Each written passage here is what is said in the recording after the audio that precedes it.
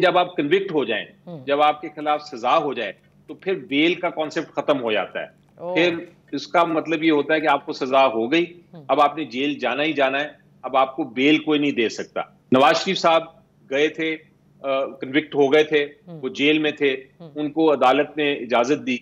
और इसलिए इजाजत दी कि उनकी सेहत खराब हो गई। तो अदालत ने एक बड़ा अनयूजुअल केस था, बड़ा अजीबोगरीब केस था, लेकिन बहरहाल इजाजत दे दी उनको और वो बाहर चले गए। जब वो आएंगे, जिस वक्त वो लैंड करेंगे और जिस वक्त वो पैर रखेंगे सरजमीन पाकिस्तान पे, तो ऑटोमेटिकली वो जो कन्विक्शन है वो आ जाएगी उनके आड़े, उनको जेल जाना पड़ेगा। बार बार निगरान हुकूमत से भी पूछा जाता है कि क्या आप गिरफ्तार करेंगे उन्हें जब वो आएंगे, तो क्या खुद से पुलिस ने जाके गिरफ्तार करना होगा अगर वो अदालत के रूबरू पेश नहीं होते? इसमें कोई शक नहीं है कि एक अगर कन्विक्टेड प्रिजनर जो हैं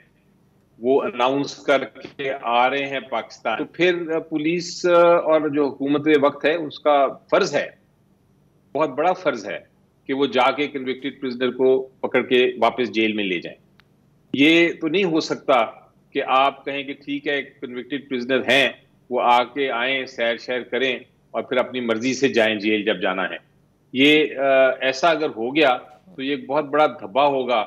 केयर टेकर की न्यूट्रलिटी पे, और केयर टेकर सेटअप के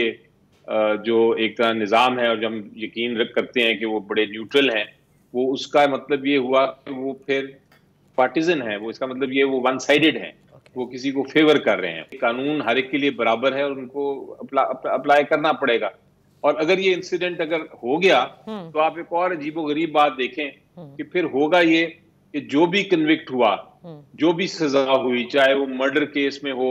चाहे वो कोई चोरी के केस में हो, वो फिर अपील फाइल कर देंगे और कहेंगे जनाब ठीक है, मुझे लोअर कोर्ट ने तो कन्विक्ट कर दिया, मुझे सजा दे दी, लेकिन चूंकि मैंने अपील फाइल कर दी है इसलिए अब मैं अपनी मर्जी से जेल जाऊंगा और हुकूमत मुझे टच ना करे।